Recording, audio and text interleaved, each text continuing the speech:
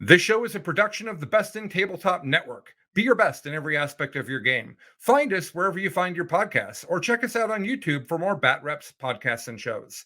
If you like what we're doing, you can join our Discord through the Best in Tabletop Patreon group or our YouTube members only area, where you'll get access to our entire library of content. Thank you for listening.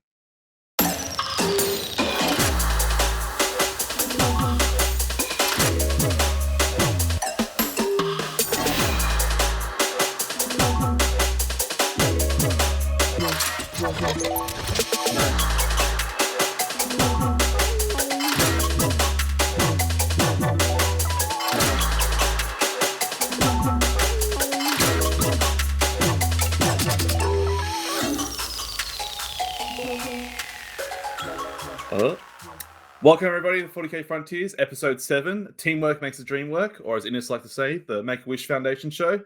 With us today, we've got all the cast. We've got Mr. Taus. Using visual cues instead of audio cues to say hi. I had my mic muted. Hello. We got Mr. Alex over here. How you doing, buddy? I'm doing good. I can't wait to hear about how Fight Club makes fun of us this week. Look, it's another week. They've got to get some original jokes, hey? So looking forward to tuning into that one. And we got the last but not least, Mr. Benny Way. How you doing, buddy? Great, thank you. Great, thanks. So what's been happening around the ground, guys? So what's been happening in the hobby space? What's been happening in life? Mr. Alex, how about you start us off? All right, so my big exciting thing. The movers come to pick up my stuff on Thursday. So there's a kind of just throwing everything into boxes and getting ready to go. With how travel arrangements are going to work out, right now is looking like I'm going to be in Korea by myself for a month. So with that in mind, I am preparing the travel paint station.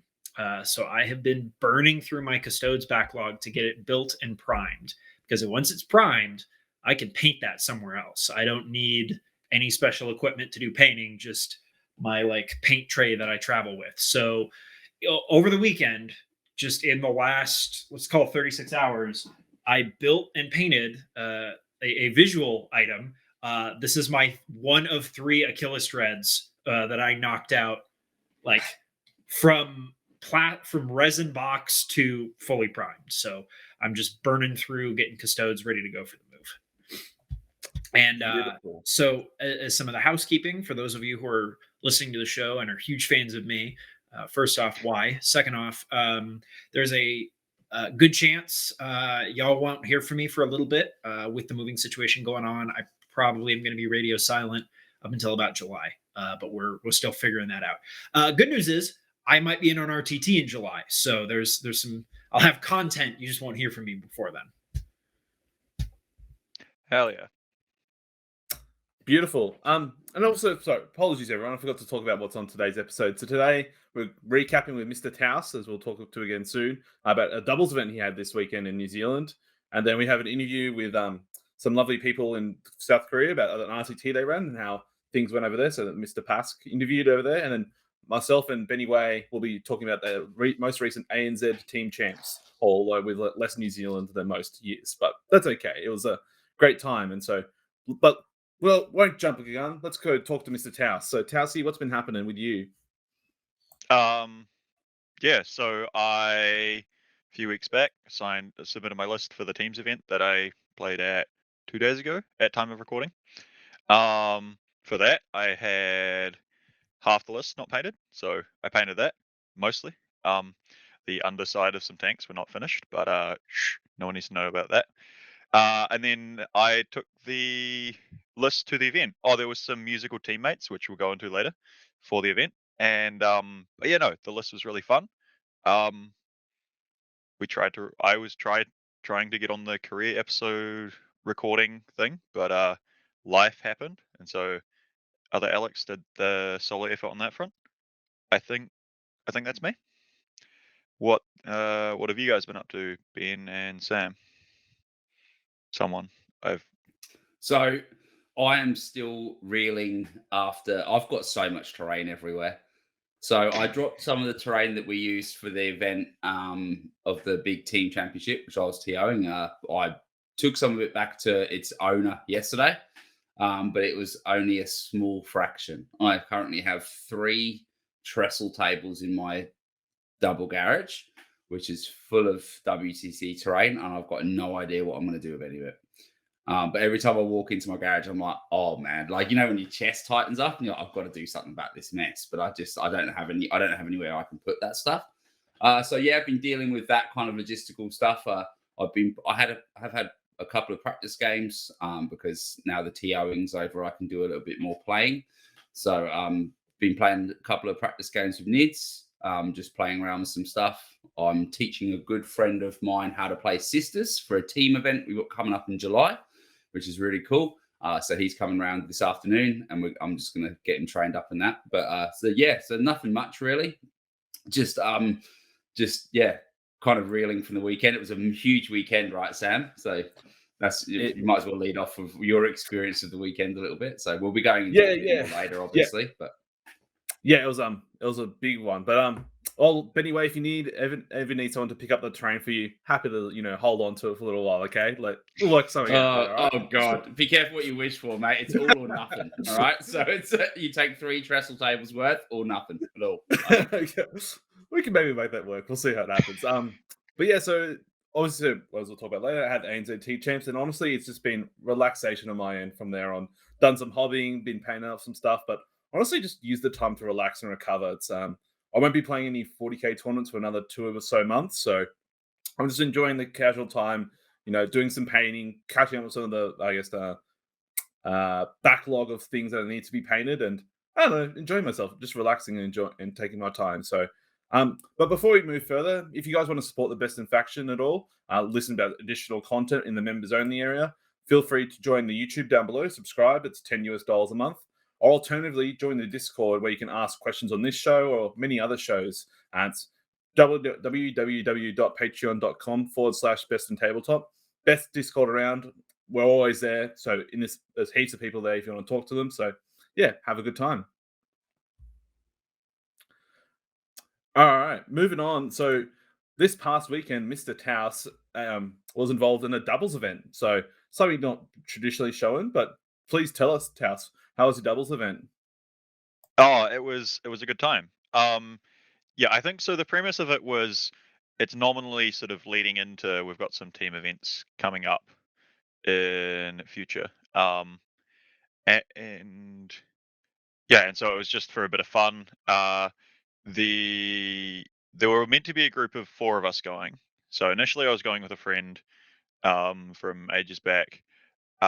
Made a trade deal to go. He wasn't sure if he wanted to go or not. Borrowed Alex Army to go to Hell Games with. So then we were going to be going together as part of that trade deal. And then his flatmate and the friend that wasn't sure if he was going to go, we're going to go. Friend then was like, not feeling it, got a different partner in. And then like a couple days before the event, I just get a message, like I get a photo with no additional context at the time of a positive COVID test from Alec, who I was meant to go with. And he's just like, very sorry, I hope you find a partner. But he was flat, he's in the same house as someone going as one of the other group of 4. So it just took out one from each team. So I went with Jimmy and his salamanders. So yeah, we drove along, had a good laugh, played some games. I won some games. Jimmy didn't. Sorry, that feels rude. No, he's getting into the hobby. He's like in the stage of he's bought like individual units. We were talking on the drive back, and but it's like, okay, now to actually build a good army, I need to start buying some of the same unit that's actually good for the faction, rather than the fun hobby side of getting into different things. So the whole doing your best with not optimal models available for lists thing. But yeah, no, we had a great time. First round, we play against a couple guys running some different Eldar stuff. And so I get matched into friend Daniel, who had his Wraith host. I go ahead and I quickly running through my list. I guess I had 3 Caladius tanks, and which I put in to be sort of some long range shooting and to the last options for my army, because with losing obsecks, stranglehold's not always as fun, and without bike units, you might have like more easy to kill units and custodies lists from time to time. So this I can play into that. I took Inquisitor Draxus, and that was to have access to psychic secondaries. The rest of the list was bare bones troops to form a battalion, so 2 guard squad sisters. I had 3 Galatus dreads just to sort of run around and hit stuff, be durable, sometimes live through things they shouldn't. The classic HQs of Trajan and the bike captain, with a whole paragraph describing his rules, and the flag with Obliteratum, the funnest relic in the book, and I'm so pleased I took that. It's basically like a D3 plus 3 damage wrist rocket, and he ran around with the dreadnoughts and was just like bopping things with that. Well, not only is it a wrist rocket, it's a strength 10 wrist rocket, and it's assault. Yeah. It has it. It is the I have extra CP lying around, and this dude has a kind of crappy grenade launcher. We're gonna fix that, and he suddenly is a miniature bike captain on his own, because you were all Emperor's Chosen, right? So this dude's rocking rerolls. Yeah, that was why I was like, I'm playing Emperor's Chosen to get the rerolls on, because my tanks had the 2-shot D3 plus 3 damage guns, so like they're maximizing those rerolls. I'm like, yeah, all right, we'll throw this on and see how it goes, have a laugh. But no, it's like I'm really happy I took it. It got to shoot most turns and got value like almost all the time. It was, yeah, I'm so happy with that dude, and he's still got a shiv. So like game 2, there was a hero moment where he's just like, nah, I'm choosing violence, runs in and shivs down like 4 Harlequin troop, because one of them died getting out of the boat. Just runs in 5 attacks, 5 hits, 5 wounds, and then bad save rolls. Bye troop squad. So that is the list and the funny things in it and a random set of details. Yeah, it basically it worked well. I took to the last on the tanks every game. The 2 table quarters deployments, so the sweep and clear ones that Tyler from Next Generation hates. On those, I took Pierce the Veil and forward deployed the Inquisitor both times, and they just sat in the corner because the long battlefield edge is your opponent's battlefield in that one. So Pierce the Veil is really cheeky. You just sort of go like a foot outside your deployment zone and cast in the corner, fly a tank over so they can't get shot. That was pretty good. And yeah. So Taos, you said this is a doubles event. How does a doubles event work in your neck of the woods? Oh, yeah. So the idea of it was pretty straightforward in that you rock up to the table, you do the whole roll-off process that happens to determine some level of priority. The winner of that chooses to either be the attacker or the defender. The defender chooses which of their armies goes on which of the 2 tables that you're playing on, and they choose their deployment zone. We didn't quite get that right in the first 2 games because we didn't read player packs. Whoops. And then the other team chooses the matchups. And that's about how it works, basically. So it's like there's a little bit of a premise of it being a teams thing, but it was mostly just like have fun with mates. Like it didn't do 20-0 scoring. It instead did just add together you and your partner's battle points, compare that to the other 2 teams' battle points, and then bigger total wins. I think that's all the things. How do you know you're supposed to have fun? You didn't read the players pack. Oh, my bad. Yeah, I don't know. I don't have a good answer to that. I managed I'm to have so fun, triggered though, by the fact that you said you didn't read a player's pack. It triggers me so hard. Okay, like I was sort of read it. Man. Look, okay, to clarify, I did read it. I didn't read it quite as much as I should have done, right? Like, I know, I definitely did read it because I was going through to work out which date the actual event was, right? Like, I didn't know whether it was a Saturday or Sunday, right? And it's not listed on the players pack, so I definitely went through looking for a date. I just didn't pay like perfect attention to the details because we were going for a laugh. As we can clearly see, you didn't pay perfect attention. So anyway, so how's the event overall? So obviously we could sit here all day talking about your games, but So it's like a 2-day event? Was it two-day doubles? No, event? no, this is just it was a 1-day thing. Oh, This one is day. another one of Scott, the local commission painter. He lives out in Oxford, which is 45-ish minutes out of town. And which for us locally is like, it's a big drive, and the Americans can laugh. Yeah, and so this is just another event that he ran where he books out the town hall. He has some boards to put on, and he sources terrain from people attending. Basically, it's like, hey, can you come along and bring terrain so we can run the event? And there's a raffle for those that bring along terrain. So 3 people won something, vouchers to a local store. Yeah, so for those that provided the tables, so that was cool. There was the usual best painted award, which went to Evan as often happens, because when the other usual contender for best painted is running the event, and yeah, the guys from down south that also contend don't show up. Yeah, um, wins by a landslide, gets whatever it was that he won for that. There were best performing trophies. There was best sports. There was baby seal, which I think was like a new set of dice, is the classic joke there. Yeah, that's How many the people was it? there were 24 teams. I'm pretty sure it's 24 teams because That's just heaps of of 2. people then. Yeah, no, these events usually get around or like near plus or minus a few near 50 people. Yeah, wow.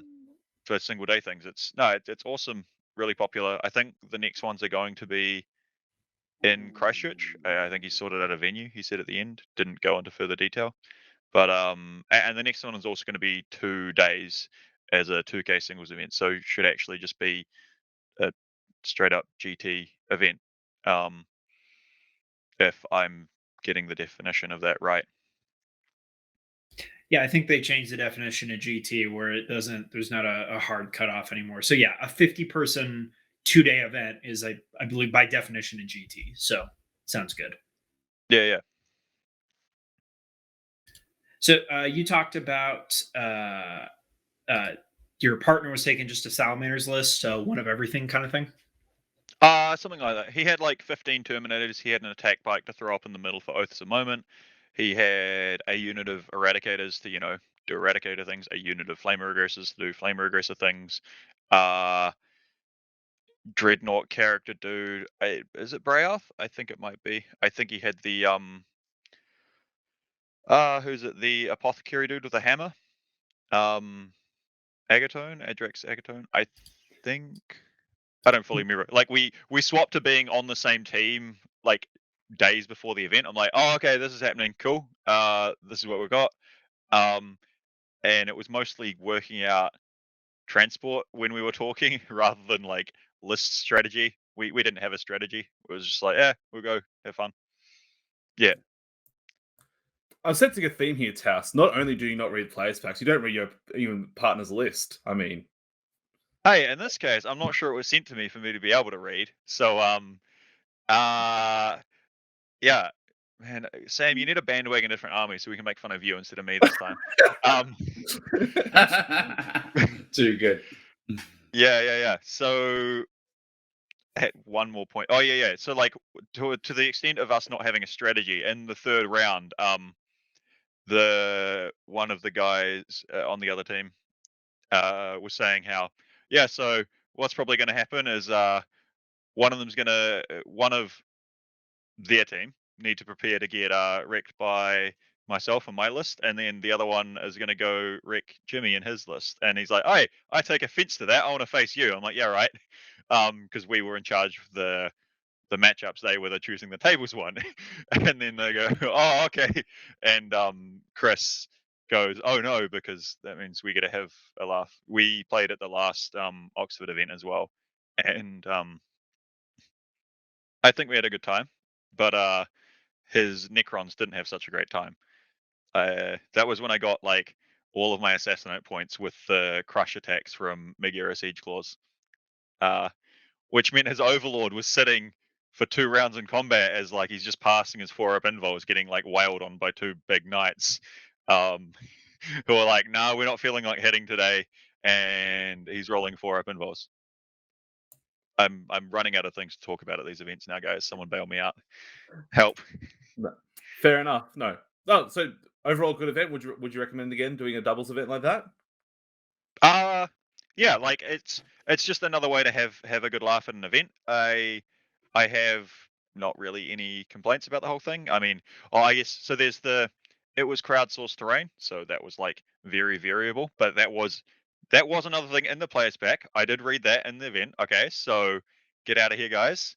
And yeah, so they said that because it's crowdsourced terrain or whatever, right? It won't necessarily be balanced or consistent or various different things. But it wasn't trying to be a fully competitive event. The competitive side is like, hey, yeah, we're still doing 2K GT missions, that sort of deal. But have a laugh. Yeah, this is a community building event, not necessarily like, hey, this is some of the tables are going to be wacky, but this is just to get like 50 roughly 50 people out playing 40K at the same time. So some of you are on Planet Bowling Ball, and it just happens. That's Yeah. life. To clarify, agree. I don't think there were very many bowling ball tables. It was just some of it was like, hey, like our last game, there was several like reasonable ruins to hide stuff behind, and then there was like a massive 2 to 3 foot long winding like single big walkway piece of Mechanicus terrain. And we're like, what the hell do we do with this?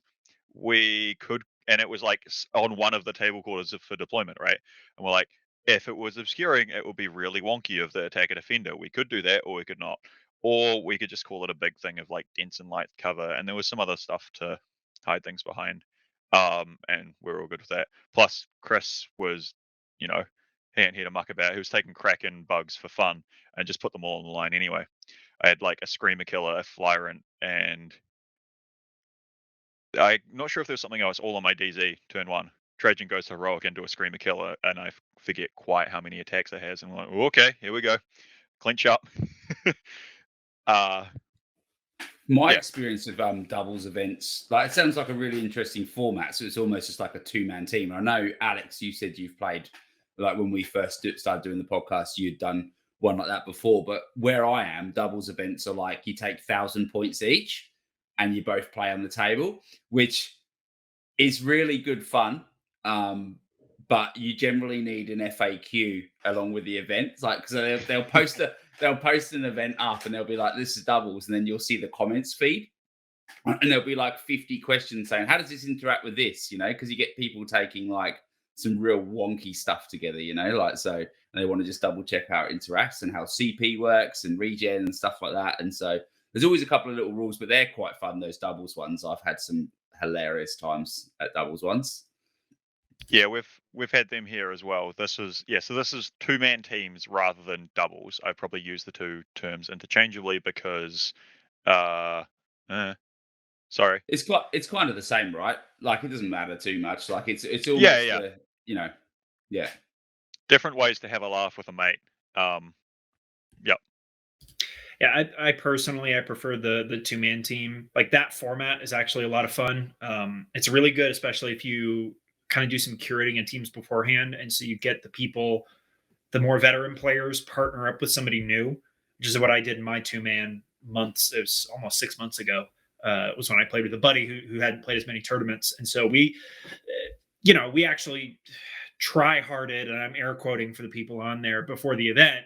And we once list locked, I said, okay, do you want to like prep for this for real? He was like, yeah, let's do it. So, okay, print off every list. And we sat down with every team list and we went, okay, if this happens, what are you going to do? He says, all right, you pair into this. What's your plan? You pair into this. What's your plan? And it wasn't that many people, so it was easier. Like 24 teams is a lot. This was, I think, 10 teams. And we went through everything over lunch of just like, all right, I want this on this table. And okay, what's more important? Well, I want the pairing more or I want the terrain more. And we just went back and forth with that.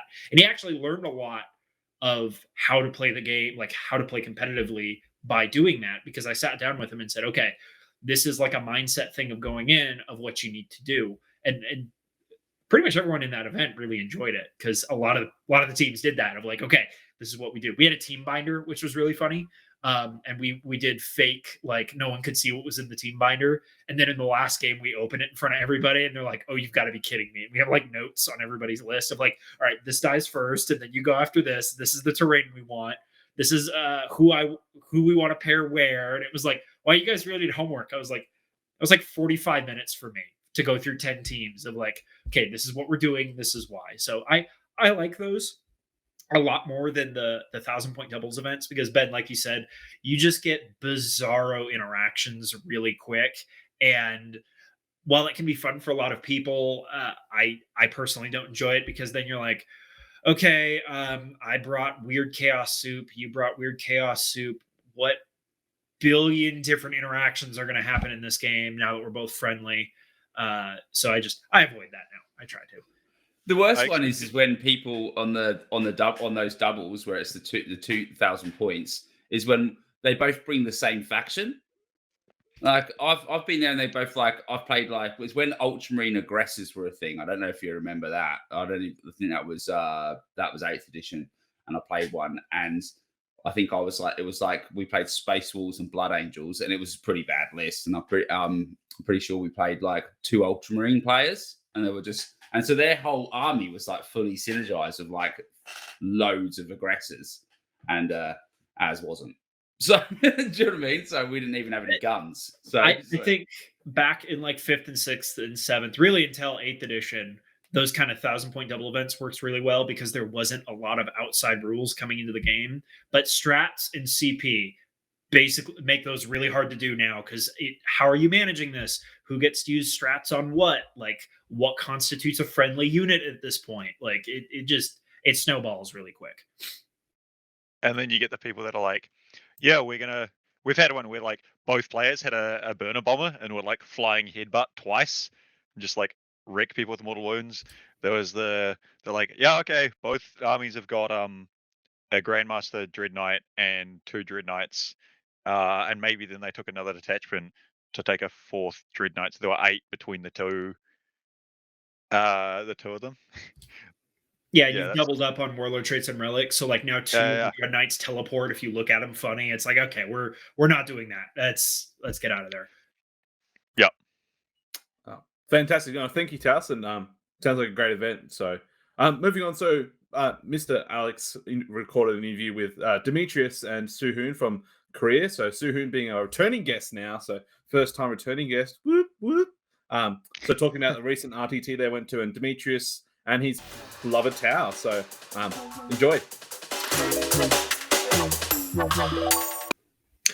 All right, and welcome back to 40K Frontiers. It's just me today doing this interview. Kind of had a bit of a scheduling conflict come up, so I figured I'd try running this one solo. Let's see how I do. So with me today, I have Suhoon and Demetrius. They're going to be talking about a RTT run in South Korea, run out of an apartment building. And after I saw the pictures of this and heard some of the stories and seen some of the armies there, I knew I had to get these guys on to talk about it. So Suhoon, you're a returning guest, which is a lot of fun. You're also our first returning guest on the show. Congratulations.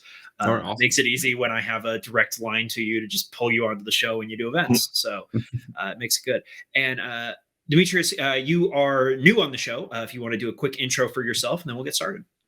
Cool. My name is Demetrius. I've been playing 40K since March of 2021. So I'm a fairly new player.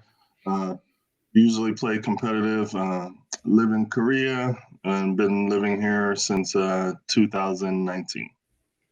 All right, cool. Yeah, and it's cool to hear that you started so recently, especially during COVID. That must have been kind of a pain in the butt to start playing competitively right out the gate.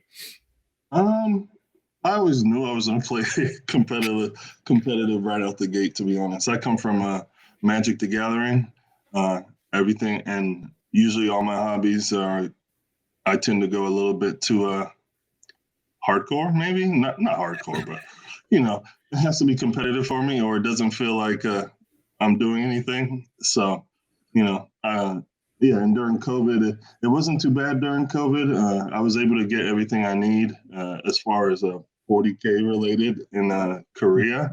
You would think it'd be kind of hard, but since I have I know how the mail system works. Being a postmaster on base, it's pretty easy to get things shipped and know the system and get it here in a quick fashion.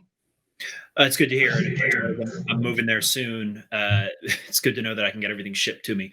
So, Suhoon, if you want to, as I understand it, event was held in your apartment. So if you want to intro us through that. And while we're talking, for the podcast listeners, if you want to join us on YouTube, where we have the video, you will see a running slideshow of the event, which is coming up right now. And I timed it perfectly. There was absolutely no weird transition there. So just have a running slot of pictures in the background there of this RTT. So if you want to talk about the event. Yeah, just a quick introduction. It's I'm a teacher at Chadwick International, and over there they value service learning, which means that you try to give to the community. And with the recent conflict, we thought it would be a really good opportunity for kind of 40K community to come together to raise money for the Ukraine. And we're running through the my apartment because the COVID restriction. And ideally, I would like to run events out of my school because they have more space. But just with all the terrain, all the tables that I have in my house, it's just more comfortable and easier, just efficient to run an event out of my house. Also, Demetrius runs events out of his house as well. His house is a little bit more spacious, so we can get more tables in. But I was able to fit 5 tables in my house, in my apartment. So yeah, it worked out. Yeah.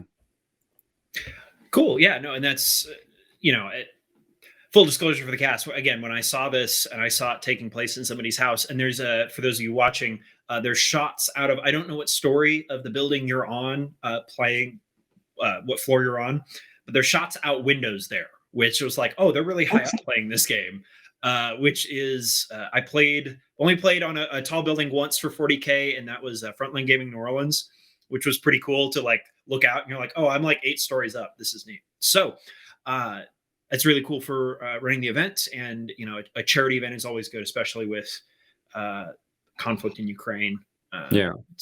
I'll move on from there. We're actually one more floor higher up. So I'm on the 9th floor. So next time you can come over, you'll one up yourself. Well, it'll probably be 2 or 3 because New Orleans is below sea level. So I'm actually underground at the ground level. It messes the whole thing up. So did you, Demetrius, I know you played in the event. Well, we won't bury the lead there. So did you play in the event as well, or were you just TOing? I was kind of I wanted to be just TO, but I was also a ringer as well. As if this is a fundraiser, I wanted as many participants as possible. Before the competitive event, it ended up only being 9 players, so I just kind of jumped in as the 10th player, and I just decided to bring the Warhound, just for laughs, and a lot of laughs and excitements were had, definitely, for sure. I noticed it a few times going through the pictures. It was like, there's a Warhound in there. That's just a Warhound in the middle of the board. How did that happen?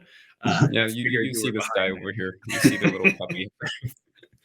No, that's really good, and that's a fun ringer event. It's like, surprise, can you kill this thing? So, Demetrius, yes, everybody did. Demetrius, if you want to cover kind of what your list was and what your thoughts were going in, and then we'll walk through your matchups. Sure. So I brought Tau.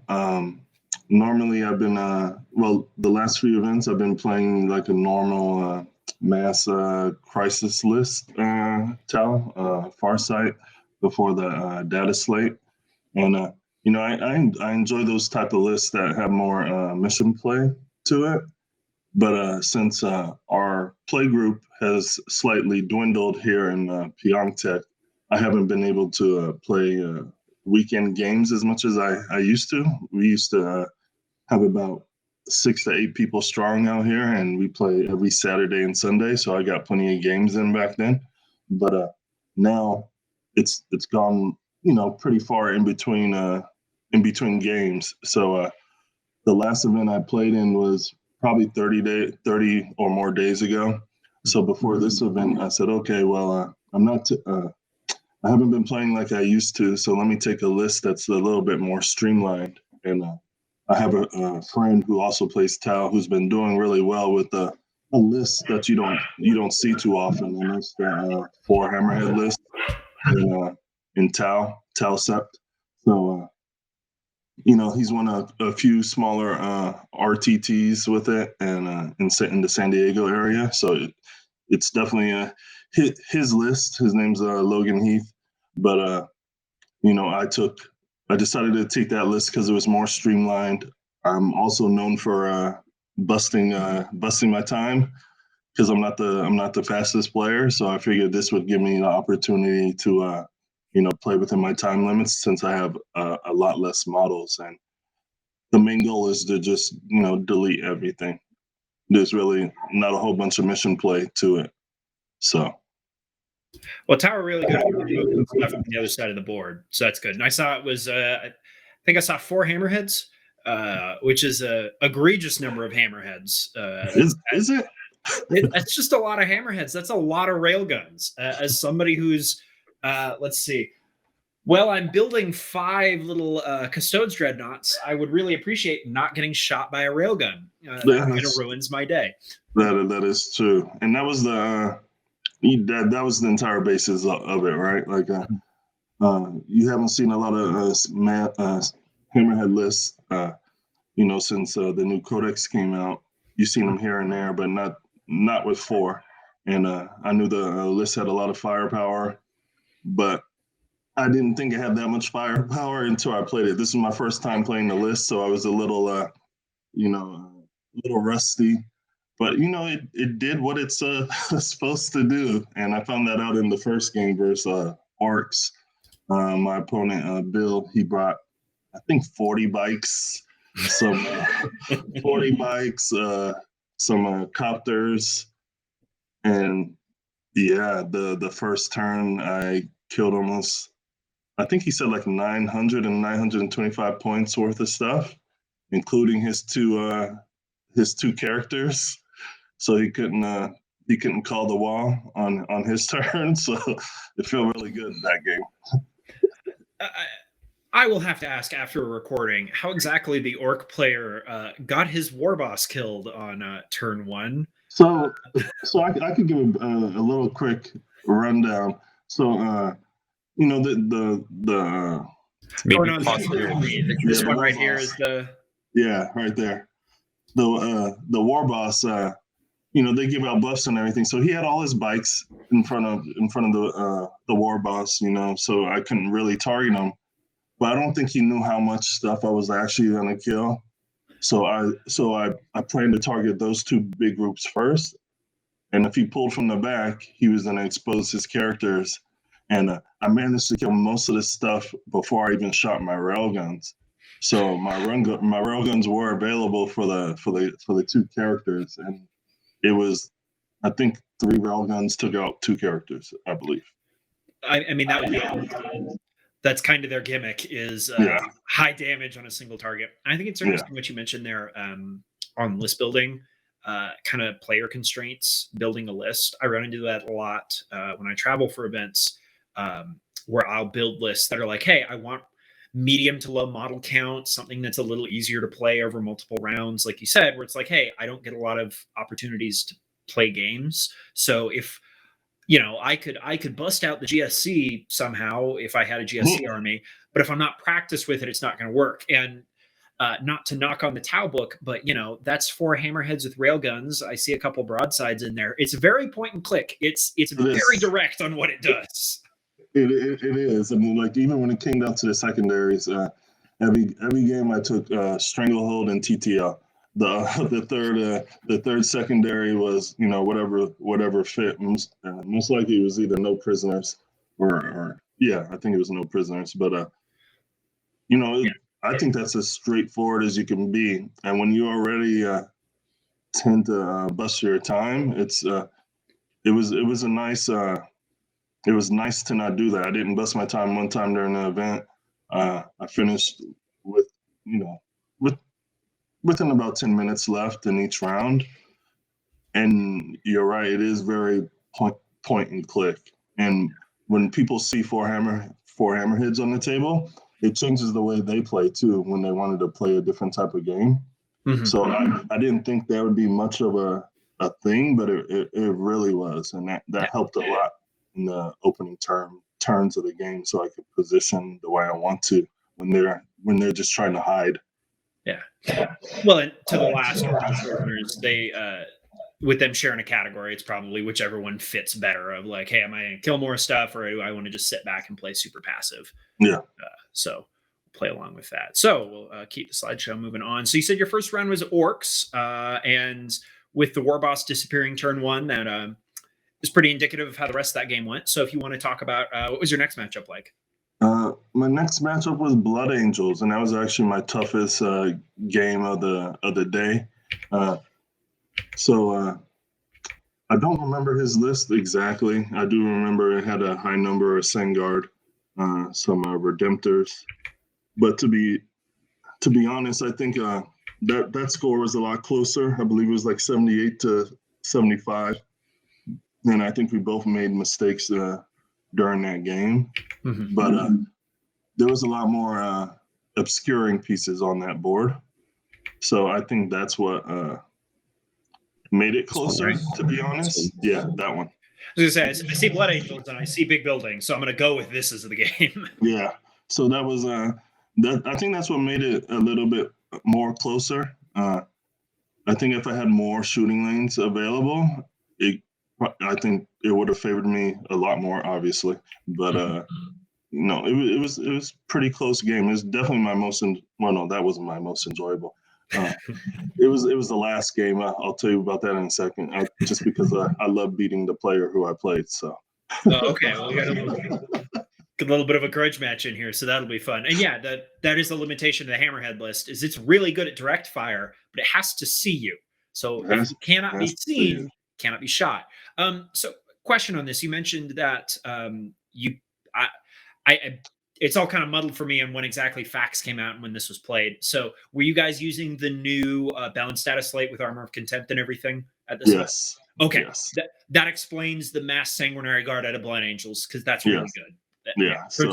Turns out a 2-up that ignores the first AP is solid. And it definitely mattered, and that's another reason I took this list, because it just had mass AP -3 and 4 in the list, because I had a feeling after that this event was going to have a lot of armor contempt throughout, and it did not disappoint. It did. It definitely did. And so yeah, but I think going forward, I just need to get more games underneath my belt against Marines. That's what it is in this list, because I missed some pretty egregious things, like calling Kion and not using any of the exploding hits after turn 3. So, and that's just because that's the first time I've been taking Kion. You know, I've been taking Macaw because I've been playing Farsight, and I mostly took Kion this game so I could get the redeploys, and I totally forgot about the exploding hits at all. I didn't use it one time. So I think that definitely makes your shooting a lot more efficient, right? So I think that could have, yeah, it does. I mean, played the game a little bit more. The list is designed to play into the late game, where you kind of play defensive the first couple, and then you get all those exploding hits at the end while you take objectives. So, yeah. I mean, like you said, you're not practiced with the list. You're gonna make mistakes playing it. That's I believe there's a saying: no perfect game of 40K has ever been played. Like, everyone makes mistakes playing it, both as a player and how the increasingly elaborate rules interact. So there's always going to be mistakes there. That's good. So you hinted at it. So we got to hit it now. What was your game 3? Because it sounds like there's a bit of a story there. This versus Rock and his Death Guard, and Rock is another competitive player in the community, and he only plays Death Guard at the moment. I know he's building some other stuff, but this is the game right here. He's only brought Death Guard. So before Tau here. Yeah, before Tau I played AdMech. So I only play shooting armies, but yeah. So we've had quite the number of matches, and I think the last 2 times I faced him, he's beat me, and I haven't forgot it. So, this game was kind of.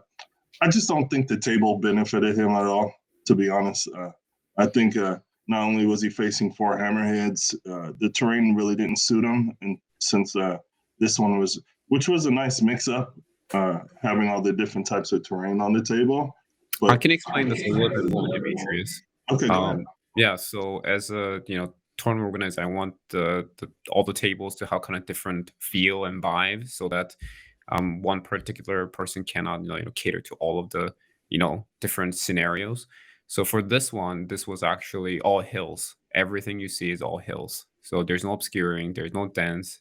It's all hills. So you have to really be mindful about how you position your models and where you position them, because how you place your model really matters in this one.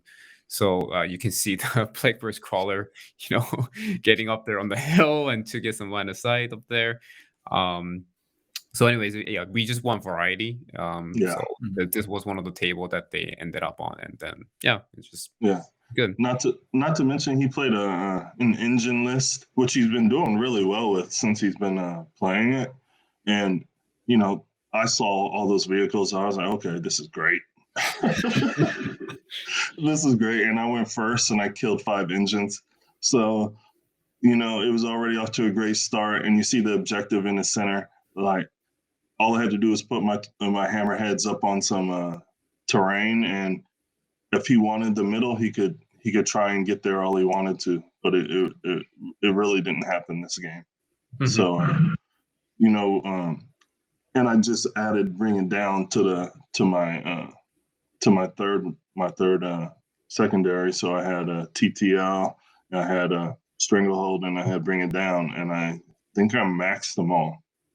Maybe not bring it down. It was probably 13 or so. But looking at the list now, it probably somewhere between 10 and 13, because the little engines only ever give up 1. I've been in a similar list to this for about a year. So you're to the last number.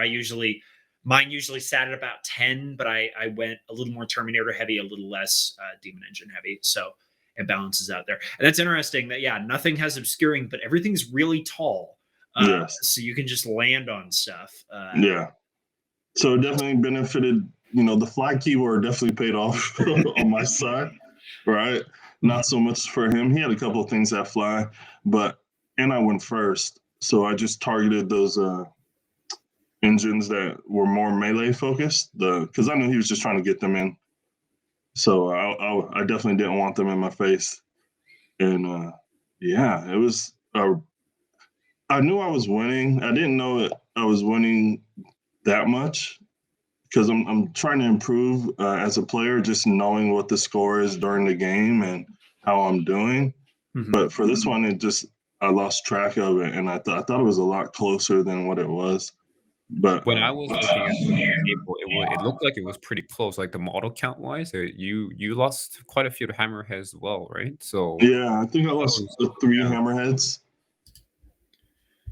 I think I lost 3 hammerheads that game, but we'll keep the slideshow going, and if it shows back up later, we'll do that. Yeah. So I lost 3 hammerheads. My crisis units did work.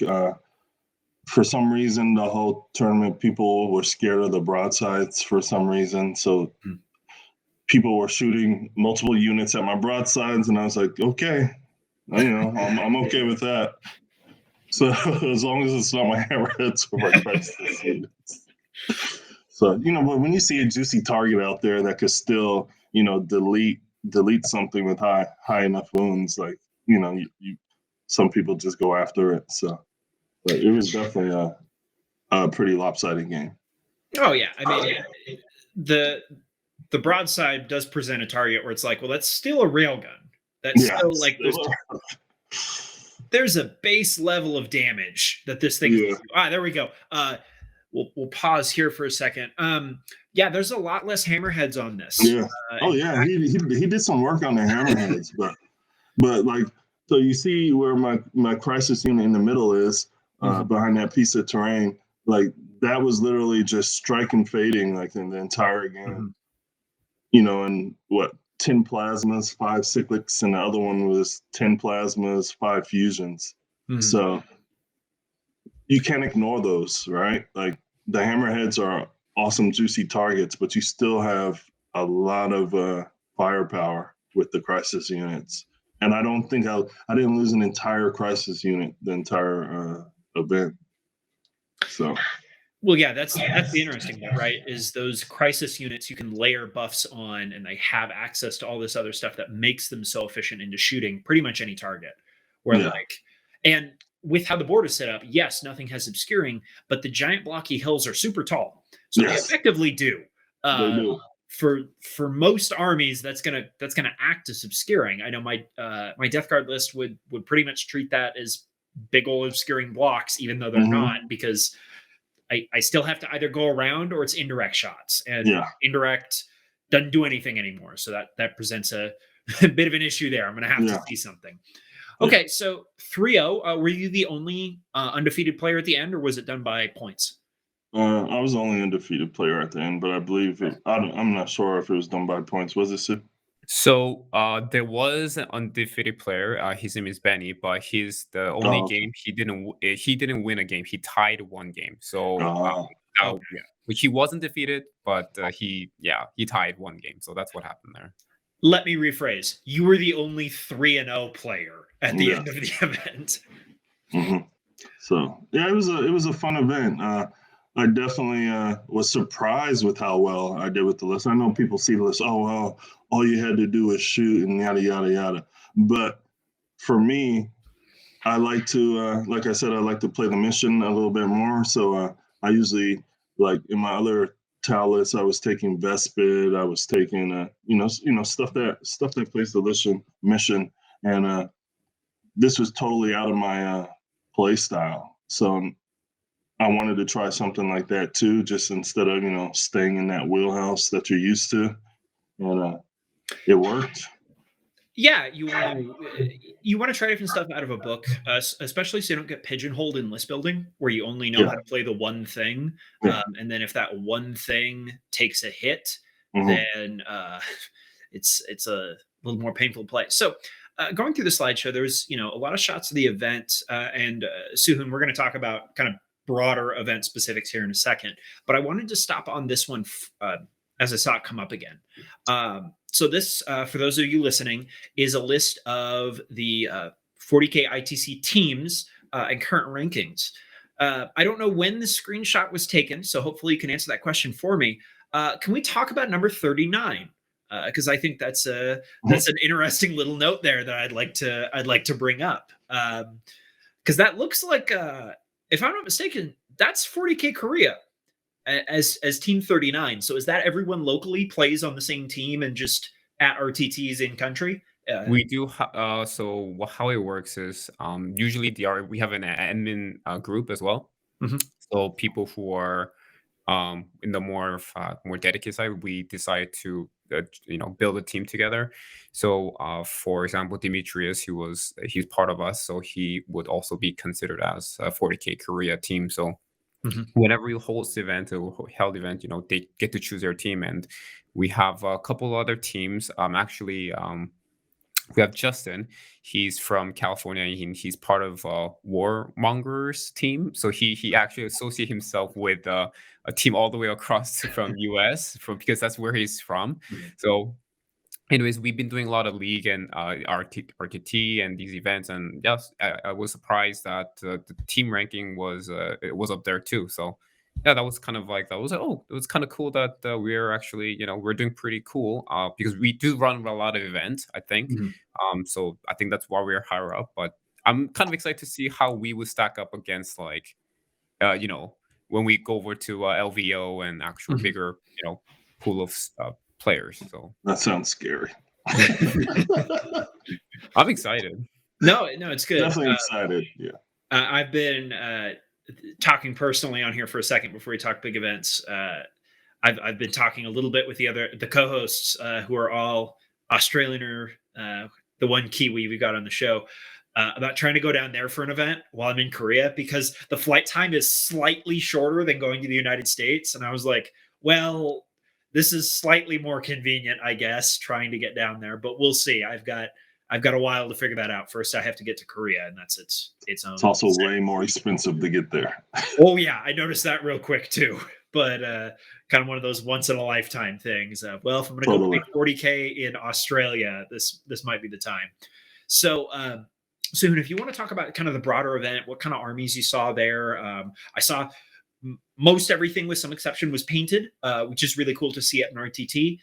So if you kind of want to talk about like, hey, what kind of factions were there, how competitive was everyone outside of the couple players that we mentioned, that'd be really good.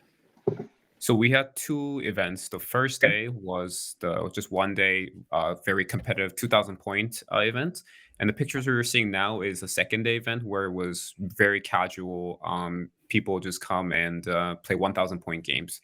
So I think you might have seen like custom game, kind of like a secondary and primary that I posted before. It's just for the new players to, get into the game and really learn how to play, enjoy the game first, instead of getting into the really hardcore side of it. So, so we did 2 different events. One was 2,000 points, which was more competitive, and the second day was the 1,000 point.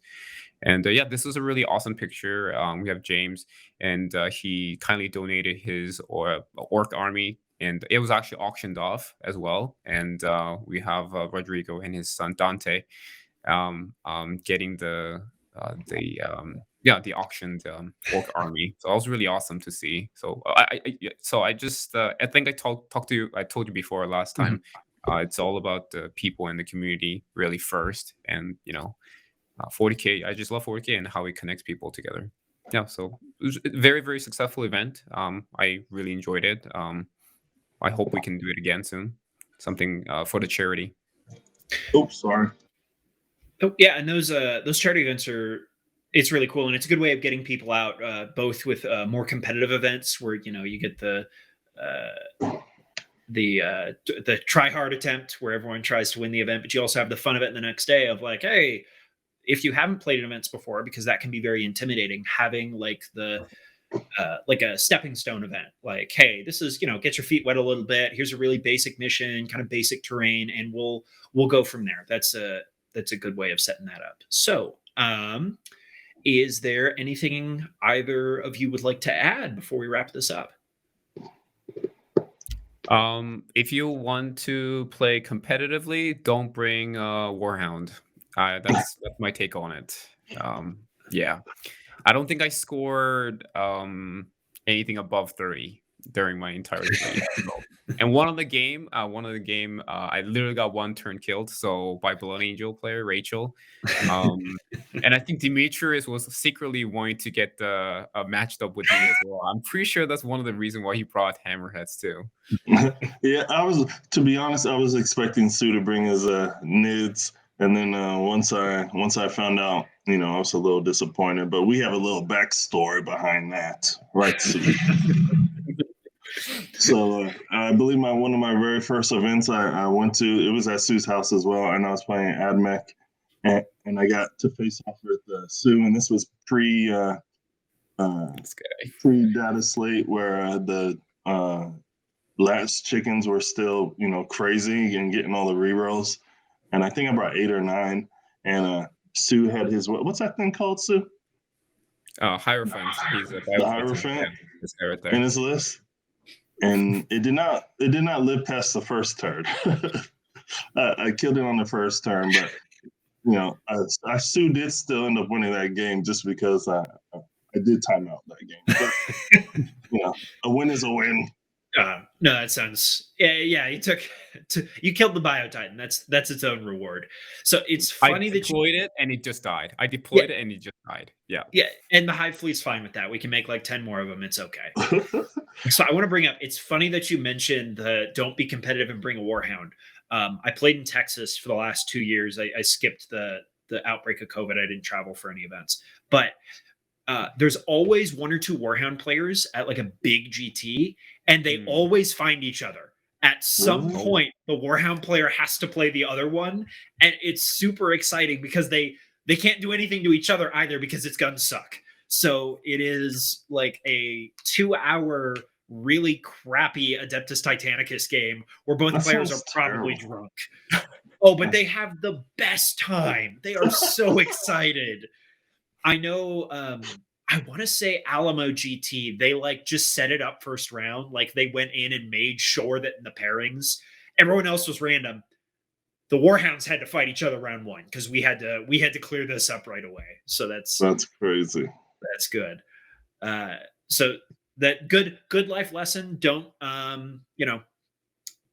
don't try and bring Warhounds to competitive events. Demetrius, if there's anything else you want to add there? Not a lot. Looking forward to you arriving over here in Korea so we could get some games in. It would be nice to have some, some more consistent people, competitive people playing. So looking forward to that. Oh yeah, and I'm definitely looking forward to getting there. As we talked about before the show, most of my armies are designed to be packed on an airliner, so I'm packing up the rest of my life, getting ready for a 3-year move, and I'm also secretly looking over at the case, going, "All right, how many models can I fit in this thing that are going to fit in a 2,000 point list?" So, again, thanks for coming on. That was the 40K Korea charity event. Happened a couple weeks ago. We wanted to get him on to talk about it. So we'll transition back to the main show, and we'll see you guys in a bit. Thank you. Thank you for having us. Thank you. All right. Thank you, Demetrius and Suhoon, for that one. Yeah, interesting list. So obviously, triple hammerhead still smacks. I mean, I guess comp 40K is correct. Hammerheads help. No, it's not 3 hammerheads. It's 4 long strikes. Oh, sorry. Sorry. You can't forget long strike. Obviously, can't forget long strike. So yeah, that breaking some of the recording magic here. I posted the picture of the 3 dreadnoughts I was building to the Korea chat, and immediately got a message by Demetrius of just a picture of a hammerhead. I was like, "Oh, okay, I see what this is." That's brilliant. Emperor's chosen and thank them, Alex. Because just like, yeah, okay, I'll roll like basic feel no pains against the damage and good ones against the mortals. You probably live. Sure, through one, I'm pretty sure the second or third one is like, "Oh, you just die now." But we are not here to talk about my ability to roll feel no pains against hammerheads. I think there was another small teams event in Australia that I haven't heard anything about. It's a little itty bitty tournament, so I figured it can't be that important. They didn't let the Kiwis in. I don't know if we would let you in or like you guys just didn't decide to show up. I mean, either or. Yeah, yes, I think Hayden chose not to. Sorry.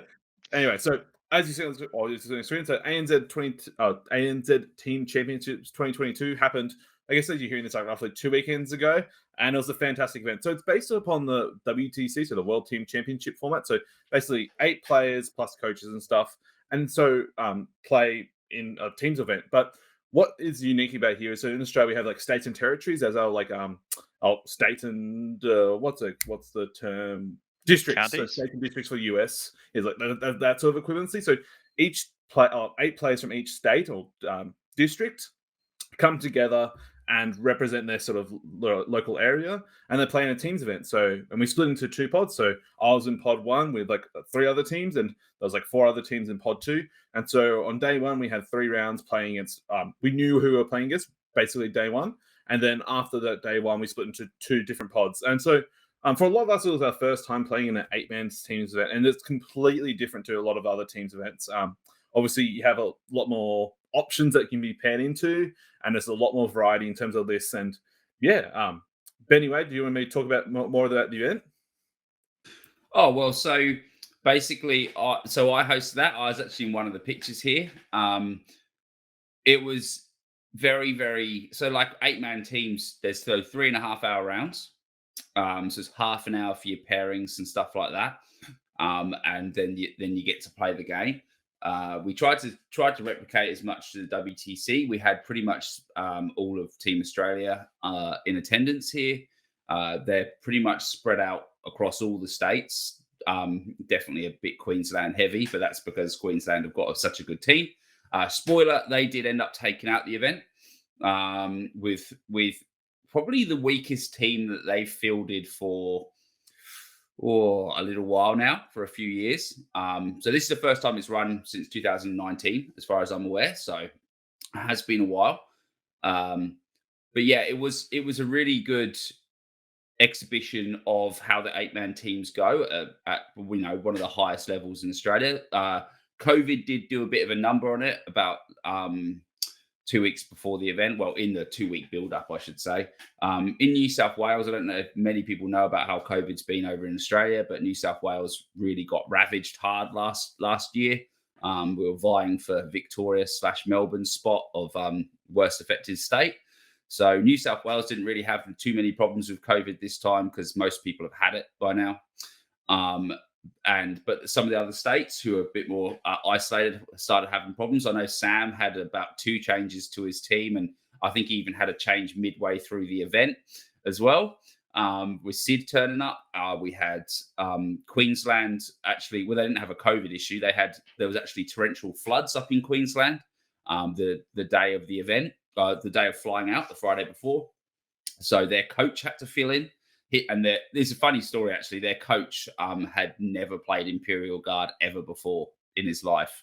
And so he came to like one of the most prestigious tournaments in Australia and had to play Guard on the first day and did all right. So, but yeah, so it's definitely was an intense event from everyone's standpoint. Everyone's trying to play at the highest level they can and not let their teammates down.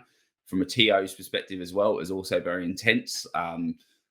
I think the layer, if you haven't played WTC stuff before, one thing that's worth appreciating is the fact that with the added layer of different style of terrain with terrain rules, the FAQ, and the way you have to format your armies and stuff, you actually end up with quite a different version of 40k by the end of it. There's disadvantages and advantages to that. My favorite advantage is that there is sometimes when you play a game of 40k, you don't always have the answer for something, and there's an edge case that you might have just discovered, or one that's long going and people don't know how this interaction works. In WTC FAQ, there is always an answer. You just might not like it. So, and that's actually really nice, especially from a TO's point of view. The thing that is hard is that some people have read their FAQs better than others. So, it's a bit like Talsi in the players pack, they skim over a little bit of it. But yeah, so it was all in all, was definitely a big day one. Everyone knew who they were playing. But Sam, why don't you tell us a little bit about like kind of how your team did and what your matchups were like in day 1 and 2? Because you had a pretty spicy pod, didn't you, on day 1? Yes, we certainly did. So, as Ben alluded to, so we sort of knew exactly who was in pod 1, and who we actually knew we were playing on mission 1s, 2, and 3, and like who we're playing against. So we were able to do actually a lot of preparation in advance and pairings in advance for them. So, day 1 we started off with New South Wales. So leading off into the event, we sort of knew in advance if we wanted to make that top cut, so like the top cut being the top 4 teams for day 2, we had to win probably two out of 3 games, and then or at least draw a score very highly. And looking at the event in our pod, we had New South Wales, Queensland, and Tasmania. Queensland are favourites to win the event. They've notoriously won so many of these events and are a very, very strong side. And being a team which is of our, I guess, to 9-10 players that travelled, only one of them has been to an ANZ team championships before. Not very likely to beat Queensland. We're not as experienced as those. So we looked at it and saw that New South Wales would be a very close match for us, would be a very tight match for us, but possible to win it all. So we, in preparations, knew we had to focus on New South Wales. We've played against a lot of New South Wales, so for geographical purposes, ACT, so the Australian Capital Territory, is actually located inside New South Wales. It's basically landlocked. It's like smack bang in the middle or smack bang-ish to the middle of New South Wales. So we play a lot against the guys from New South Wales and the region. If I can jump in there real quick for the US audience, think DC. DC is not in Maryland. It's not in Virginia. It's like its own little thing. That's basically the Australia Capital Region. Bingo. That's Thank perfect. you very much. Yeah. So so leading up to the event, funnily enough, we had a lot of banter with the New South Wales boys. So a lot of memes were created on both sides talking about how we're going to beat wanted each other or how they were scared of each other. So it was a lot of good fun leading up to the event. So round one was with a lot of anticipation. And so we were really excited, prepared. And then unfortunately, as Ben alluded to, we sort of lost one player initially. So our Custodes player got COVID, and the current COVID restrictions are basically as soon as you get COVID, you can't leave your house for at least a week, and then unless you test negative. And so it turned out our player, best case scenario, could leave like Saturday morning, so the day of the event, from like 5-6 hours away to make the event. So we knew he wasn't going to be basically there for all of day one. And then literally, I think 24 hours before, our Imperial Knights player tested positive for COVID. So we literally lost 2 of our 8 starting players, and thankfully we had 2 coaches and assistants to help fill in. So congrats to those boys, like, for filling in. Obviously, a bunch of them playing their first. So, for example, our Custodes player played his first ever game of Custodes the day of, so learned that pretty quickly. And then another guy had to learn Imperial Knights, obviously, the day of, and sort of work it all out. So it is what it is. It happened. But so round one, we played against New South Wales. I had the privilege and pleasure of playing against Chris Wright, so obviously a very notorious Australian player here, and he beat me soundly. I got pummeled. So played the Eldar mirror there, and I walked past that match when it was happening, and I was like, oh, because Chris Wright, is like almost like the Australian version of Brandon Grant, and I know that Adam Camilleri has had him on his podcast recently with Scary talking about Eldari, but I think the first time he appeared on Art of War Down Under was with Brandon Grant, and they were talking about the Grand Tournament 2021 missions. And the best way to describe Chris Wright is he's an absolute gentleman. He's a bit like a Terminator. He's an absolute gentleman, but he will literally flog you, but be an absolute gent about it, you know. And you won't. It's not one of those ones where you feel too ravaged afterwards because he's so nice to you, you know. So just kindly and systematically remove your army he's decimate your scoring. Player. Yeah, 100%. He's a fantastic player. So, Sam, I know we're starting to roll into games here. Maybe you can run through a quick rundown of what your team comp was, just so we know. Yeah, sure thing. So, myself, I was playing Eldar, Hail of Doom, Masterful Shots. Was supposed to be a sword-ish list, sort of be attacking, like, pounce on his like lower toughness stuff. We had Rowan playing Tyranids. Then we had Sid / Will Nabush play Custodes. We had Cody, who was supposed to play Imperial Knights. But had to be filled in by Will and then Alex. We had Jack and Alex play Drukari. So I'm just saying both names because those are sort of people who played the list throughout the event. Then we had Ewart play Tau for us. And then we had Joe play Thousand Suns. And then we had Aaron play Dark Angels. So pretty sure that was 8. I hope so. Sorry if I missed anyone. Sorry.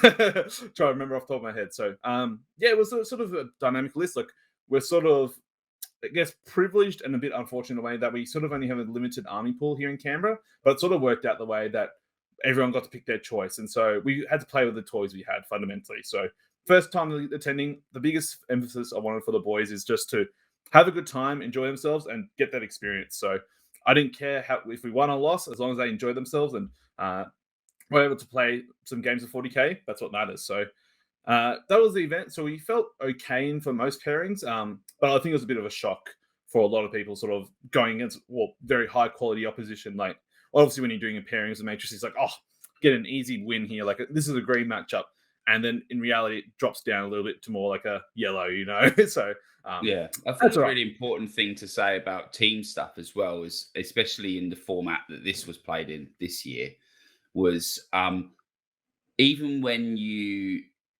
have looked at matchups and looked at players, you can, and you've done a lot of work, the other team have done that work as well. So sometimes when they come to the table and they've got the pairing they want, they've actually there's been a lot of homework done about that match. And there's also, honestly, there's quite a lot of pre-calculation done in terms of like, they might have even premeditated their deployment and stuff like that. So it definitely has another tactical layer on top of it. Especially from the pairings process as well. And you probably felt that in a couple of the matchups there as well. Yeah, for sure. So actually funny you mentioned that. So head off into it. So we lost obviously round 1 against New South Wales, but we played Queensland round 2. And when you're talking about, they've had a lot of preparation for that work. One of the lads, so we had Simon Gojkovic, so he's a team a World Team Championship Australia player. And he was playing GSC against our Custodes player. And he says, in the lead up to this event, I've played this exact matchup 4 times prior, which caught our second game Custodes player by surprise for sure. So it was a bit like, oofed, that's rough. So, but I had the privilege and pleasure of playing Deneth. So Deneth from the Normal Blokes, for anyone who hasn't heard about them, shout out to them. So that's my second actually in real life game against Deneth. I played him against in Uprising in Adelaide, so this year, and obviously played on a TTS league with him and played a couple of games. So it was funny. It was a really tight game. He had a tower list, which was a bit unique in that it counted extra models on the objective and got obsec when it charged. So it was a really fun, wacky list. And then I was fortunate enough to pull out a 12-8 win there. So a tight game on a it was a weird game, but it was awesome. So I often joke that now I'll win all the in real life games and he'll win all the TTS games. So, I mean, say what you will. I just want to quickly jump in and shout out, the Normal Blokes, their podcast is great. It's got Liam Hackett. I got this right, yeah. Who's on Team Australia and great player and other people whose names I'm forgetting. Sorry guys, I love your show though. Well, there's a few of them, and they're all fantastic lads. And it's worth, if you do listen to that podcast, listen to the most recent episode where they recap their experience at the event.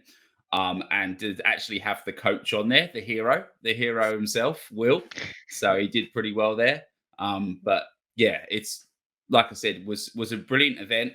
Great level 40k. I was extremely busy as a TO. No real issues, but just was doing laps constantly. You know, everything was very high level. Everyone wanted to play at a really high level, so they were very much, there was a lot of little micro questions and stuff. So it was brilliant. It was a good weekend. As an aside, before we go into that, I know that Custodes player's feeling. At my second LVO, I asked a random person in the hallway if they wanted to play a pickup game. It was Simon. I didn't know who he was. Oh wow, really? That's I awesome. did. He was super nice. I didn't score anything. Literally 0 points. It was back in 8th, and it was real tiny score. And I just remember it was like, "Oh, what's your name?" "Oh, Simon." It's like, "Oh, that's cool. I'm Alex." And we start playing, and it was about when the third famous 40k personality came up and talked to them for 5 minutes. I was like, something's up here. This guy seems like he knows what he's doing. It's like the Ralph Wiggum thing. Chuckles, I am in danger. Oh no! But anyway, I did not play at. I didn't play at ATC, so I will cut my stories off there. That's okay. So round 2. So play against Neef. I'll say this in advance. All my opponents were lovely, had great times, and honestly, our team had a great time throughout the whole event. So shout out to everyone. So look, everyone loves to play 40k and wants to be competitive, but as long as everyone has good times and a good event, that's what the biggest part is. So, we lost to Queensland round 2, and then so it was a battle of, I guess, the smaller states and territories in ACT versus Tasmania. Traditionally, both of our states sort of haven't had the strongest competition, so in terms of players and stuff like that. So it was a great event, a great time. So round 3, I played against Henry, so he was playing Sisters, and I got a good win there, but it was a 15-5 win not my way. Just Sisters into Hail to Doom Muscle Shots was just the perfect profiles, just Dire Avengers and Wind Riders into Sisters just feels very good. So, but talking about, obviously, we shat on Alex before about Taos for not reading the players pack before, but look, my exact team did the exact same thing, and we were discussing after day 1, because we actually drew with Tasmania, and I was talking about how, so in WTC, it's unique in that no prisoners and assassination is scored only once per character per se, with your reanimation protocols and stuff like that. And one of our players is like, "Oh, really? Oh, I would have scored differently then," because he was playing, I guess throw the player under the bus. He was playing 1,000 and rezzing Terminators back, and I was doubling up those points. I was like, oh, so we drew by 1 point, and allegedly he would have scored. He would have scored an extra point or something like that, and we would have won the round if so. So rats, but that's okay. It is what it is. That's what you get for players not reading their player packs. Hey, so look, we've established. I read the player pack, mate. All right, I just forgot things. Okay, I was the level of organizer. Yeah. Round 2 of the 4 of us, we had 1 set of objective markers. All right, I was just not organized. It's okay. And then heading off into day 2. So with 2 losses and a draw, we were in pod 2, and so we knew we were playing against Victoria and the New South Wales Mercs team for pod 2. And so we played New South Wales Mercs round 2, and obviously New South Wales players again. So a good time. I played against Igor, so he's on his Necrons, and I sadly lost that one. It was a tight game. Igor played it perfectly. It was a really, really good time. And so we lost that round by a point as well. So similar to Tasmania, but then I guess also the message didn't carry across. Supposedly some other players doubled off with no prisoners, and so allegedly would have been a draw, but I don't know. It doesn't matter. I'm sure heaps of people made that mistake throughout the event. And then round 5 playing against Victoria, so the Vic Bulls, and so playing against Lockie and his Tyranids. So it was all a bunch of Warrior spam was basically the list, and you can actually hear about that one on there's a Risky Rollers podcast. The Lockie and his mate talk about that event a bit in detail and how they all went for the Victorian ATC team. So and so I got a 12-8 win there, so it's a really good event. So and it's funny enough, so for Denise and the Tyranids player, I was their only losses, so I'll take that off their hands. So ended the event 3-2. Probably I do feel I should have gone better. Leading up to the event, I didn't get as much preparation or work with the list as I would liked. That's obviously my fault, so it is what it is, and we'll definitely be better prepared for next time. But all the lads had a good time. We had a massive debrief afterwards, and they said they will be more than happy to attend again, and just onwards and upwards for us. So it was a really, really good time, and it was great to meet everyone after a very long time. So and just meet a bunch of people who I haven't met or talked to in real life. So it was really, really good time. Yeah, it really was like a bit of a who's who of Australian 40K as well. They had like Adam Camilleri was there.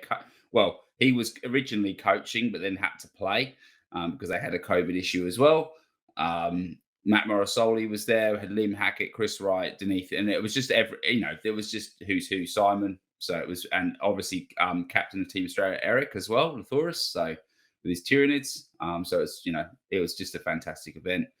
Worth noting as well, Sam, is like this is the first time your state's managed to pull 8 players into the event. So you had, I think that's worth mentioning because that's a massive credit to what you've done down there in the community, is actually managed to drag an actual ACT team to ATC, which is huge. So I had to stumble a bit on all the initials there, but amazing. So well done, mate. That was great. Glad you had a great time. Yeah, and also shout out to you, Benny Way. Obviously, Tio had an amazing event. We didn't have really many issues, if any issues, for the event. So, it was a really, really good time, and I know everyone enjoyed it. So, Alex Taus, do you have any questions about the event? Oh, I don't think so. You guys worried about when New Zealand comes to the next one? Absolutely not. They're trash. Rude. What's our record, Sam, in matchups? Like, that's I don't know. I don't recall. I don't see any recorded. Sam seems to save the heat for in person by the sounds of things. Yeah, sure. Sounds good, buddy. To be fair, I have been reading the Imperial Knight and Chaos Knight Codex, and Helverin scare the living bejesus out of me. There you go. I feel like they go burr. Lots of stuff goes burr, mate. Oh, sorry. There you go, Alex. You said New South Wales. One, you said they had 2 teams, a Merc team, and then like a proper team, or did I mishear there? Oh, sorry. So Queensland. So in the end, Queensland won the whole event. Queensland, sorry. And then WA, so Western Australia came second, and then New South Wales came third overall. So congrats to all 3 of those. So but it was a tight. So last round, Queensland and WA they drew. So I think they drew by only a couple of points, and so Queensland just had more battle points to win it all. So it was a really good event, and so teams just getting better and better and better. So wouldn't be surprised to see if WA win it next year or New South Wales even win it the year after. So with the Mercs, usually it was just to make sure there was that extra teams. There was no buys because New Zealand couldn't make it. Usually that would be New Zealand's spot. So what we do is we created like a mercenary team from the state. So basically that was just sourced when last year with New South Wales, they selected 16 players and then pulled their team of 8 from the 16. And then the people who didn't make it created the Merc team. So basically those lads have been working together for 6 months previous. Do you know what I mean? So when the shout out came that New Zealand couldn't make it, those guys are pretty much well drilled and oiled, ready to go. So they jumped in and they had a great time. And they were slinging around as many memes as the actual New South Wales team as well. So yeah. Gotcha. I just heard them twice and was like, wait a second, there's 2 teams here. But that makes sense. They basically took a B team of the guys who didn't make the A team and were like, all right, well, you're still playing as a filler for New Zealand. But traditionally, that's not going to happen. They're not going to have a Merc team running around. Yeah. Exactly. And what was really nice for us as a state as well was those boys have worked really hard helping the A team with their matchups and stuff. And to give them the opportunity to see it is really good for us in New South Wales and have fun and enjoy it, because they can spread that kind of, it was an amazing event. We had a great time. Teams is awesome. And hopefully, they can spread that gossip along, and hopefully it gets more people looking to try and join the team next year. So, for this year coming, I guess. So this next one. So it's really good. No, sounds good. Yeah, it's 8-man team events are kind of seem like the thing. Like that's the pinnacle of 40K, mostly so you can dodge Tyranid matchups. I mean, bad matchups. It's you just feed your Tyranid players into each other. Like, all right, you two don't get to have fun. There was so much of that. Like Tyranids versus Tyranids. Hey, you saw it. It was like, well, because it's like, so there was a couple of shield style Tyranid lists, like really defensive ones. And you could see that like they would throw the Tyranid sword into the Tyranid shield, and it was just like Spider-Man meme, because basically most of them, apart from Eric Lathoris's list, were just all warriors. But Rowan's was quite different because he had the double tyrants, didn't he, and the harpy and stuff. But most of them were just like a lot of warriors, because on WTC, you give the warriors the flesh hooks, and they can just go wherever they want on the board. Do you know what I mean? That's a thing. Tell me you've played with containers without telling me you've played with containers when your warriors have flesh hooks. Yeah. So what's really interesting with warriors with flesh hooks, right? So I'm going to go a bit off piste here, but you can actually put, because of the way that they move with flesh hooks, you can actually stack them all in like the two level WTC ruins. You can have them like stacked up in rows, and then because they move with no vertical, they can just move out in lines from the thing. But you can have them all. It's nuts. And the amount of times because I remember seeing it when we were talking. Because I helped New South Wales with a couple of their we're talking about Tyranid and just being another person to bounce ideas off.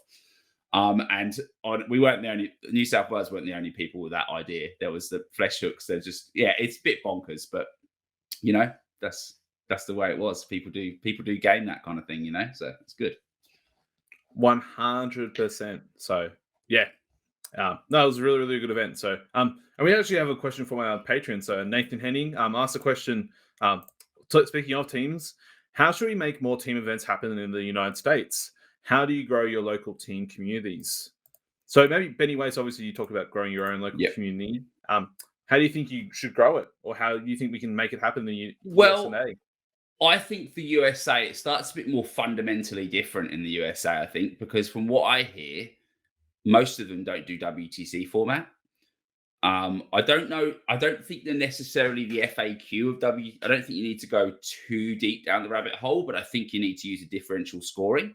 I think you need to use the way that the game's set up. I think if you minimize and simplify the pairings process too much, you're missing the essence of the team, because that pairings process is. Because whenever people think of pairings process, they think of the day, right? So they're thinking like, this is what it's all about. It's not. The pairings process is where the conversation and the team bonding starts 6 months before. It's where we need to do this. We need to be able to pair into this. When you've got that pairings process and you're using those WTC like match play rules, the format, and the differential, you will get the conversational part of the pairings all the way before, and that's when the team chemistry gets lifted. But it's also when you actually start really getting into the nitty gritty and the micro list building stuff. And I think it's really, I think that takes a lot of the magic, because otherwise you're just playing 40K with like a bunch of your mates, because arguably like you could say singles and having your team name as singles and doing bloods and stuff like that is almost the same, right? But in the singles. But yeah, I think that's a good start to do it. And I think just like, even if you start with 5-man teams, because I think 4-man teams are kind of like a bit redundant, because you're only really pairing one matchup up, and then everything else kind of happens in the way it works. Because it just, it flows. There's only a couple more forks in the road after that. But yeah, the 8-mans I think is, if 8-mans is great, 5-mans is good because you've still got there's still more complexity involved in that. But really, I think it's like playing that WTC format as well will also get Americans more interested in seeing how their country does at the WTC, because they'll understand it a bit more. And I think that generates more interest from there. Yeah, I think you got to start with baby steps, right? With like teams events, so some people have never gone to a teams event. You definitely got to start baby steps, baby steps, baby steps. So there's like, I would even suggest 4-man teams is fine. Like, yes, it's not as complex in terms of pairings, but there are alternative pairings for 4-man teams versus 5-man and 8-man teams. I think just to get things started, if you can just get a group of 4 is pretty easy to get. Ideally 5, because 5, as you said, you can do an actual proper pairings process per se for them. So I think you just start off small and grow from there. Like, just advertise the event and just make it nice and easy. Have like a Mercs team, or like just organize some like pickup games, because sometimes people just be like, they're interested to play, but they don't have 4 other people to play with or 3 other people to play with. So just advertise it small and I don't know, be the change you want to see in the world, right? So advertise, get out there, and just advertise. And like, I think once people get a taste of it, they'll really enjoy it for the most part. Towsy, what do you think? Yeah, so I think I've played in 4 team events. I've definitely played in at least 4, because I've played in 2-man, 3-man, 4-man, and 5-man team events. And like, all of them have different levels of like team aspects, and it's good. And you're right, like the 5 teams of 5 is the only one that has sort of the full follow-on pairings type thing, like the 2 tiers of it. But like the 2-man is pretty much just having a laugh. But all of the other ones have a level of like similar level of matchup. Like the 4-mans, you've got the selecting a champion, which feels like the first tier, and then there's the follow up, like doing the rest of the pairings process. But as far as actually growing things, the whole like crowdsourcing terrain, saying like, hey, who can provide some terrain for this event? I've got tables in a venue, but not enough stuff. And that can work. That can work great. For just having at least an event to start doing something, right? Like the potentially some of the terrain might not quite be what you'd like ideally, but if that's known going in, and that could be a reason to go with one of the more social, like lower team size events, like 2s, 3s, if you're being 4s and don't respect the format. Yeah, that can work as well, I think, for starting something up. All right, so I'll chime in as the only American on the podcast. I feel qualified to talk about what the United States does. So I think there is a little bit of a growing want to play teams in the United States. If you ask me about team events in the US, I can think of 2. You've got ATC, the American Team Championship, and then you've got the Las Vegas teams that Frontline runs. I think it's just slowly gaining traction. Those events, I know ATC is always considered like a fun event kind of. Adepticon teams. There's that, but they're all themed events, right? Like people show up in costume, themed display boards, and I think that's where the US thinks team events go, is like wacky fun stuff. Like we'll see. I know WTC, the US WTC team has kind of changed up on who's on it, so maybe that'll draw a little more attention to who plays on that team. And I think it'll just take some time now that 40K has really exploded, when people start seeing like, oh, there's a world championship thing and it's for a team event. I think give it a year or 2 and that'll probably pick up. And it's on a lot of content creators and those organizations to kind of push that out, to show people that like, hey, there's a team event. I think like a really interesting thing to note is this year there is going to be way more visual coverage of it. Now, this will be the first year the WTC has run, because when they actually split off from the ETC, COVID happened. So because they now split off and they've really doubled down on, this is our sole objective, is running a World 40K Championships. There's going to be streaming coverage this year. I think the point that Alex made about them putting some different faces and heads on there makes a big difference. Art of War is already doing some coverage of WTC format stuff, which is like a great way to drag a lot of people into it. I also think like when the meta's really bad, people go to teams.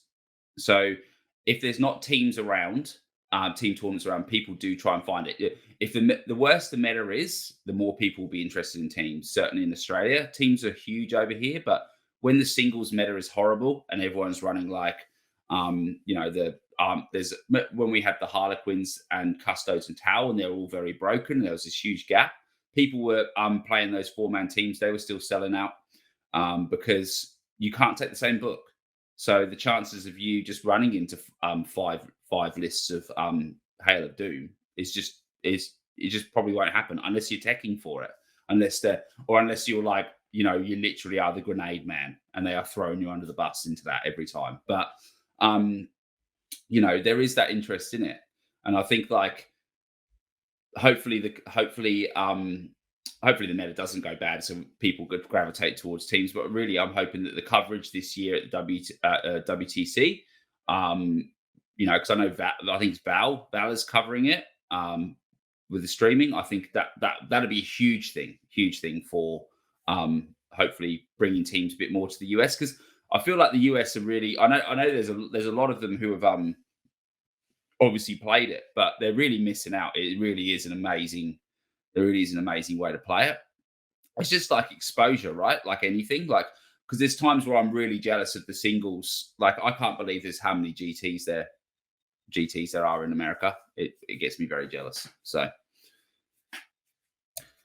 that's fantastic. I hope that answered your question, Nathan, and hopefully we'll see you guys in Chicago starting a new teams event here shortly or anytime soon. So I think that's it for everyone here today. So appreciate all the time and for everyone here joining. Hope you enjoyed the podcast and talk to you next time.